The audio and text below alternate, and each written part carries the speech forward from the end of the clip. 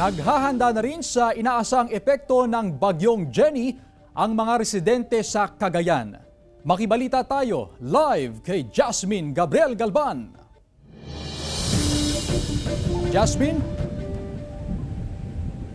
Chris, maghapon na walang naranasang pag-ulan dito sa bayan ng Santa Ana, ganun din sa malaking bahagi ng Cagayan. Pero kumpara kaninang umaga ay mas malakas ngayong hapon yung na-experience na hanging dala ni Bagyong Jenny.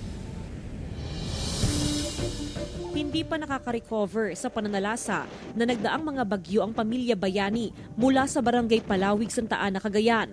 Pero nangangamba sila na baka madaragdagan na naman ang pinsala ng kanilang bahay dahil sa lakas ng hanging dala ng bagong bagyo na si Jenny. Yung bagyong Egay noon, ma'am, talagang tinangay niya yung 10 namin yero. May nagbigay ng yero ng mga kapitbahay, yun na lang ang linagay-lagay namin. Magdamag na hindi nakatulog si Aling Maria sa pangambang muling umapaw ang ilog sa kanilang lugar dahil sa bagyo. Gabi na yun, nandito pa rin ako sa labas, nag-aantay ng darating na bagyo.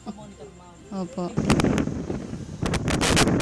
Mag-alas 2 ng madaling araw nang maranasan ang malakas na hangin sa bayan ng Santa Ana. Kasunod nito, ang pagtaas at paglakas ng alon sa baybayin.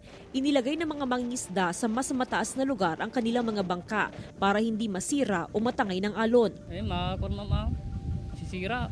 Tapos lalagay sa kwan. Sa kabila ng abiso ng Philippine Coast Guard, pumalaot pa rin ang ilang mangingisda. Nakamonitor ngayon ang PCG sa kanila. Meron pa rin tayong mga mangilan-ngilang, mga fishermen na pumalaot.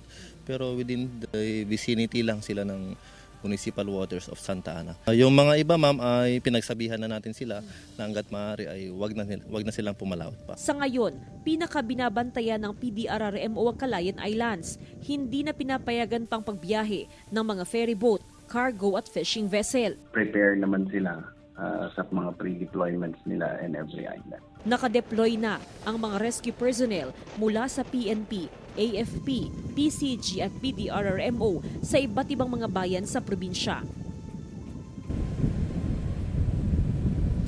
Chris, ayon sa Philippine Coast Guard, as of now, nakabalik na sa kanilang mga bahay yung nasa 20 na mangingisda na pumalaot kaninang umaga sa municipal waters ng Santa Ana. Samantala, ayon naman sa PDRRMO, as of now, walang mga residente inilikas sa mga evacuation center. Chris? Maraming salamat at ingat kayo, Jasmine Gabriel Galban.